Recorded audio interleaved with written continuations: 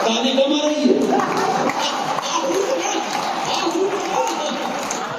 और ताली तो पूरा सदन इस बात पे बजाएगा मैंने कि फिर ये जज क्या है, बोले इसकी जमानत भी जब्त हो गई थी।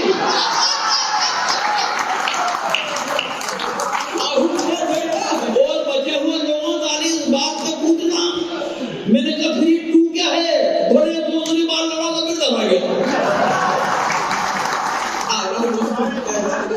तो हमें तो ऐसे रसूल से भी पाना पड़ना, इससे क्या करें। लेकिन अब हम समझने लगे, अब हमें नेताओं से बहुत ज्यादा दिक्कत इसलिए नहीं है कि हम सीख लेने लगे, हम में अकल आने लगे। एक आदमी शहर में एक दुकानदार के पास पहुंचा, गांव का आदमी, बोले भाई साहब कोई लेटेस्ट आइटम आई हो तो बताओ। दुकानदार ने कहा लेटेस्ट तो कुछ नहीं, लेकिन फ्रांस से चूहे की मूर्ति आई है जो देखने में ऐसी लगती है कि जैसे दिल चूहा हो। जैसे ही उस ग्राहक ने हाथ में मूर्ति ली तो उसको लगा के चूहा हाथ में आ गया, उसने वो मूर्ति खरीद ली। वो मूर्ति खरीद कर जैसे ही अपने गांव पहुंचा तो जितने चूहे थे उसके पीछे लग गए। वो आदमी तेज चलने लगा, चूहे तेज चलने लगे, वो दौड़ने लगा, चूहे दौड़ने लगे, वो भागने लगा, चूहे भागने लगे, वो घबरा गया, उसकी कुछ समझ में नहीं आया। उसने मूर्ति को उठाया और एक कुएं में फेंक दिया। जितने चूहे थे पीछे पीछे कुएं में कूद गए। उस आदमी में अकल आ गई, ताली अब बजेगी, अकल आ गई। वो वापस उस दुकानदार के पास गया और बोला भाई साहब किसी नेता की मूर्ति है क्या? यहाँ बजानी थी तुमको, यहाँ तुम चुप गए क्योंकि वो तेल पहले भी गए भजिए, तेल आया ही नहीं और तुमने भजिए डाल दिए।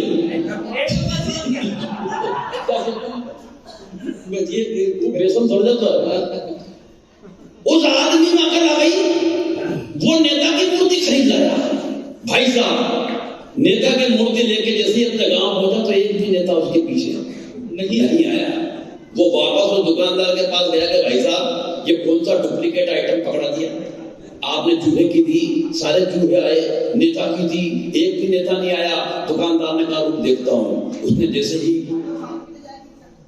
मूर्ति देखी लेबल फाड़कर तो उसने दुकानदार ने ग्राहक से हाथ जोड़ के कहा कि भाई मैंने तुझे जल्दीबाजी में नेताजी सुभाष चंद्र बोस की मूर्ति दे दी और उनकी कदकाठी का कौन है इस देश में जो मेरे पीछे पीछे आ रहा है। तो हम तो अकल लेने वाले लोग हैं, एक बार मिलकर ताली बजाओ तो घर में शुरू कर दोगे। हालांकि मैं क्या सुनाऊंगा आपको, हिंदुस्तान के आदमी के अंदर एक व्यंग्यकार विदेशी बैठा हुआ है। हर आदमी में 20-25 मिनट तक जब सब्जी वाले को सब्जी पे पानी छींटते हुए एक ग्राहक ने देखा तो उसके अंदर का व्यंग्यकार जागा। वो बोला भाई साहब भिंडी को हटा गया तो आधा किलो तोड़ दो।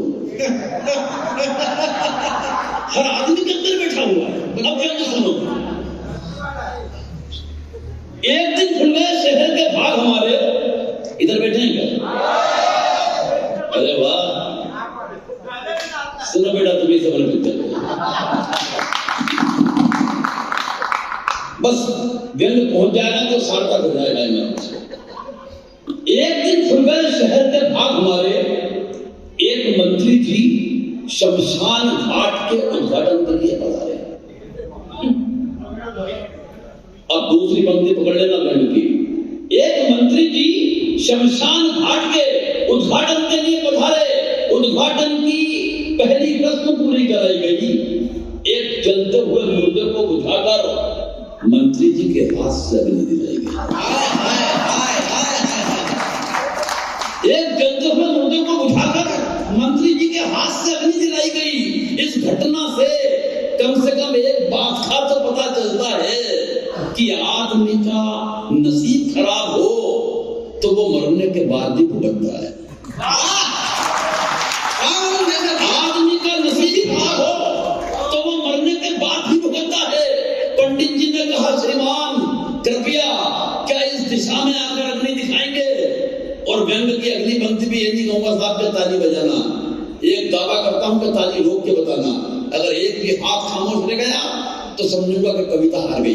अगर बजे तो फिर एक हाथ की बजे वरना एक ना बजे। कविता क्या होती है जिंदगी की सर्वश्रेष्ठ पंक्ति आपके हवाले कर रहा हूं। पंडित जी ने कहा, श्रीमान कृपया क्या इस दिशा में आकर अपनी दिखाएंगे? मंत्री जी भन्ना कर बोले, आप कहां कैसे लगानी है, मुझे क्या आप समझाएंगे?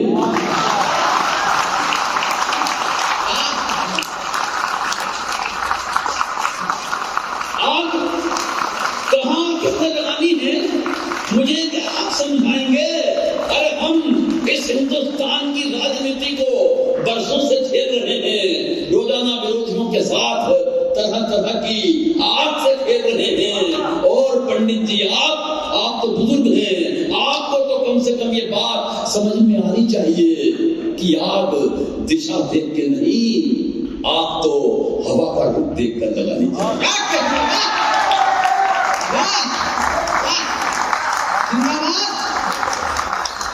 आग तो हवा का रुख देख कर लगानी चाहिए। अरे इन मुर्दों से निपटने की हमारी समझ को आप बेवजह नजरअंदाज कर रहे हैं। अरे पंडित जी, वो हम ही तो हैं जो 75 बरस से इन मुर्दों पे राज कर रहे हैं।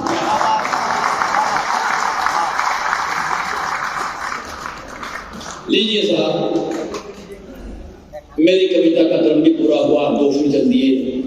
ये बढ़िया बात है कि आदमी भी जोड़े से चलता है, अच्छी बात है। लेकिन जो महिलाएं रुकी हैं मैं उनको प्रणाम करता हूँ। बेटियों पर इतनी बातें यहाँ से की गई, मैं 4 पंक्तियां आपको समर्पित करता हूँ। स्वागत है। ले तेरी रहमतों से आसमानी हो गया हूँ मैं। एक बेटी मंच पर बैठी है, जितनी बेटियां यहाँ बैठी हैं, मैं 4 पंक्तियां पढ़ रहा हूँ। क्या देखना आपको जाते हो, क्या देखना है? यहाँ देखो ना, जो भी कुछ पाया अधूरा सा है अपने हाथ में, जो भी कुछ पाया अधूरा सा है अपने हाथ में, क्योंकि हमने पाई आजादी ही आधी रात। जो भी कुछ पाया अधूरा सा है अपने हाथ में, क्योंकि हमने पाई आजादी ही आधी रात में। एक हम कि छोड़ आए सब तुम्हारे वास्ते, एक तुम कि लगे हुए हो एक दूसरे से बात में। तो ये बात ही छोड़ो यार, एक बार तालियां मिलके बजे तो मैं बेटियों को 4 पंक्तियां समर्पित कर रहा हूं। मैं तेरी रहमतों से आसमानी हो गया हूं मैं, सरलता की सहजता की निशानी हो गया हूं मैं। और जितने पुरुष यहाँ बैठे हैं जो बेटी के पिता हों, अगर गोविंद राठी की एक पंक्ति आखिरी वाली पहुंच जाए कि वाकई ऐसा हुआ है, तो मुझे उनकी तालियां विशेष चाहिए। ले तेरी रहमतों से आसमानी हो गया हूं मैं, सफलता की सहजता की निशानी हो गया हूं मैं। और पिता, जब से प्रभु तूने बनाया एक बेटी का, अपने चरित्र से भी खानदानी हो गया। आइए आप सही वक्त पे आए हैं, हम माफी चाहते हैं, थोड़ा जल्दी शुरू हो गया। तालियां बजा बेटियों के लिए भी आप लीजिए।